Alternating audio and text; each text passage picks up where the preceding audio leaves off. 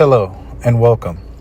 This video will be a brief overview on the life of Tiberius Julius Caesar Augustus, the second emperor of Rome. Tiberius was born in Rome on November 16th, 42 BC. He was born to Tiberius Claudius Nero and Livia Drusilla. Little is known about Tiberius's early life. However, at the age of 3, his mother divorced his biological father while pregnant with his father's child. Tiberius's mother then married Octavian, later known as Augustus. A testament to Tiberius's intelligence and education, in 32 BC, at the age of 9, he delivered the eulogy for his biological father at the rostra. In 24 BC, at the age of 17, Tiberius entered politics under Augustus's direction. Tiberius continued to appear in court as an advocate for the next 4 years until 20 BC, when he went east to join Augustus. Either Tiberius or Augustus or both negotiated with Parthia's King Phraates IV and reclaimed the standards of the legions for Rome, which had previously been captured by the Parthian Empire.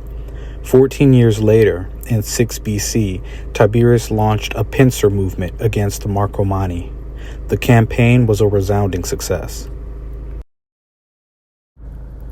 In 6 BC, Tiberius announced his withdrawal from politics and retired to Rhodes. The motives for Tiberius's withdrawal are unclear. Whatever his motives, Tiberius's withdrawal was almost disastrous for Augustus's succession plans, as he had no immediate successor. Augustus pleaded with Tiberius to stay, but he refused. Tiberius came to regret this decision, which ultimately offended Augustus, who then refused any requests from Tiberius to return to Rome. Eventually, in AD 2, Augustus allowed Tiberius to return to Rome as a private citizen only.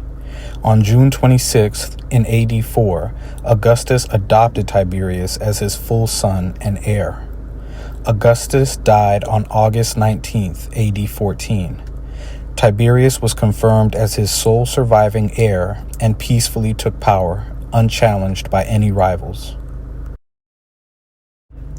Tiberius's reign as emperor was marked with antagonism between himself and his Senate. In the first few years as emperor, Tiberius seemed to want the Senate to act alone, with no reference to him or his responsibilities as first senator. His direct orders were vague, inspiring debates on what he actually meant, rather than passing his legislation. The latter half of Tiberius's reign was marked with scandal and a power struggle between him and a man named Lucius alias Sejanus. Sejanus had attempted to overthrow Tiberius with the support of a politically powerful family known as the Julians. Ultimately, in AD 31, Sejanus was tried for treason and executed along with several of his colleagues. The affair of Sejanus and the final years of treason trials permanently damaged Tiberius's image and reputation. Where Tiberius had been hesitant to act at the outset of his reign, now, towards the end of his life, he seemed to do so without compunction. Little was done to plan or secure Tiberius's succession. 2 possible candidates were Tiberius's own grandson, Tiberius Gemellus, or Caligula, the sole surviving son of Germanicus. Ultimately, Tiberius died in Misenum on March 16th, AD 37. He was succeeded by Caligula.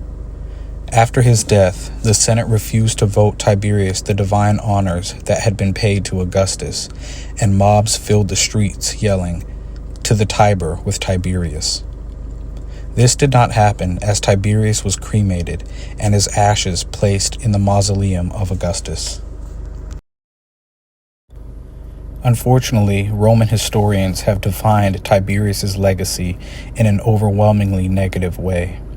Despite this, a fact that stands is that upon his death, Tiberius left the imperial treasury with nearly 3 billion sesterces. The result was a stronger, more consolidated empire, ensuring the imperial institutions introduced by his adoptive father would remain for centuries to come.